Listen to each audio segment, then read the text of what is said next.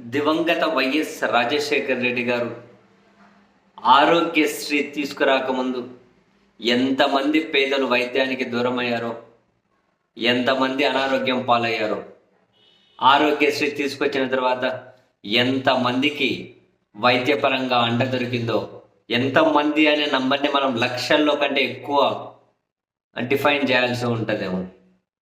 అంత బ్రహ్మాండంగా దాన్ని తీసుకొని వచ్చారు, అమలు చేశారు. తర్వాత వచ్చిన ప్రభుత్వాలు దాన్ని కంటిన్యూ చేసుకుంటూ వచ్చాయి.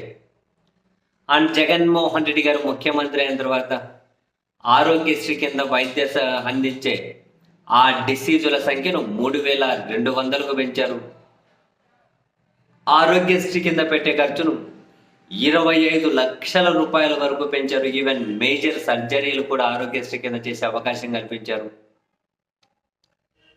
ఆరోగ్యశ్రీ కింద వైద్యం చేయించుకొని వెళ్ళిపోయే వాళ్ళకు ఇంటికి పోయే వాళ్ళకు వాళ్ళు ఇమ్మీడియట్గా పని చేసుకోలేరు కాబట్టి వాళ్ళకు జీవనభృతి అందించుకుంటూ వచ్చారు. అండ్ ఆరోగ్యశ్రీ కింద ఇన్ని ఫెసిలిటీస్ కల్పించుకుంటూనే మరొక వైపు పిహెచ్సిల దగ్గర నుంచి, కమ్యూనిటీ హెల్త్ సెంటర్ల దగ్గర నుండి నాడు నేడు కింద ఆసుపత్రుల రూపురేఖలు మార్చుకుంటూ, మౌలిక వసతుల కల్పన చేసుకుంటూ, ప్రభుత్వ అండర్లో 17 మెడికల్ కాలేజీలు, దానికి అనుగుణంగా సూపర్ స్పెషాలిటీ ఆసుపత్రుల నిర్మాణానికి శ్రీకారం చుట్టుకుంటూ వచ్చారు. ఇవన్నీ ఫుల్ఫిల్మెంట్ అయిపోతే వైద్యపరంగా ఏ పేదవాడు కూడా ఇబ్బంది పడే పరిస్థితి ఉండేది కాదు. సో ఉన్న పరంగా జగన్మోహన్ రెడ్డి గారు అధికారం నుంచి దిగిపోవాల్సి వచ్చింది. తాజాగా గద్దెనెక్కిన చంద్రబాబు నాయుడు గారి సర్కార్ ఆరోగ్యశ్రీలో హైబ్రిడ్ విధానాన్ని తీసుకొని వస్తూ ఉన్నారు. అంటే దాదాపు ప్రైవేట్ పరం చేసేకి నిర్ణయం తీసేసుకున్నాము అని వైద్య ఆరోగ్య శాఖ మంత్రి సత్యకుమార్ గారే ప్రకటించారు. అంటే 2.5 లక్షల రూపాయల వరకు అయ్యేదానికేమో అది ప్రైవేట్ వాళ్ళకి ఇచ్చేస్తూ ఉన్నారు.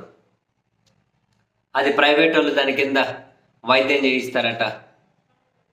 ప్రైవేటు 2.5 లక్షల నుంచి 25 లక్షల రూపాయల వరకు వెళ్తే ఎన్టీఆర్ వైద్య ఆరోగ్యశ్రీ ట్రస్ట్ కింద వైద్య సదుపాయం కల్పిస్తారు. 99.99% 2.5 లక్షల లోపల పరిధిలోకి వస్తారు. అంటే వాళ్ళందరికీ ఇంకా ప్రైవేటే వైద్య ఆరోగ్యశ్రీ, వాళ్ళందరికీ ప్రైవేట్ పరం. సో ఎవరు ప్రైవేట్ గురించి తెలియని అమాయకులు ఎవరు లేరు.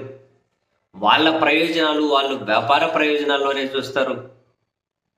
వీళ్ళకు వచ్చే డిసీజులు ఆరోగ్యశ్రీ కిందకు వస్తాయా రావా అన్నది, అండ్ వాళ్ళకు బిల్లులు చెల్లించాలి అంటే చుక్కలు చూపెడతారు. సో దట్ అన్నీ వస్తాయని రావని, అదిగో ఆరోగ్యశ్రీ కిందకు రాదు, మేము ఇవ్వము, మీరే చేయించుకోవాలి అంటే అడిగే దిక్కేవారు, వాళ్ళను పట్టించుకునే నాదుడెవరు?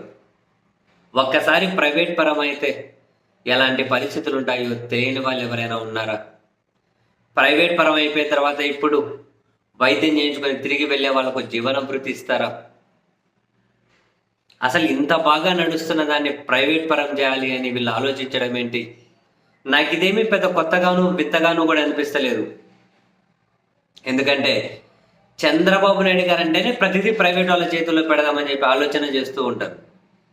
2004లో రాజశేఖర రెడ్డి గారు దీన్ని తీసుకొని వచ్చిన తర్వాత ఒక 14 నుంచి 19 వరకు, అంటే ఈ 20 సంవత్సరాల్లో కేవలం 14 నుంచి 19 వరకు మాత్రమే చంద్రబాబు గారు ఉన్నారు కాబట్టి దానికి పూర్తిగా తిలోదకాలు ఇవ్వలేకపోయారు.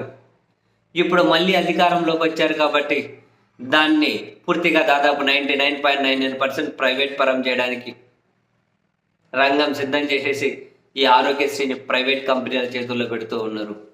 సో ప్రజలారా, పండగ చేసుకోండి. టపాసులు కాల్చి మీ ఇళ్లలో స్వీట్లు వండుకొని పండగ చేసుకోండి.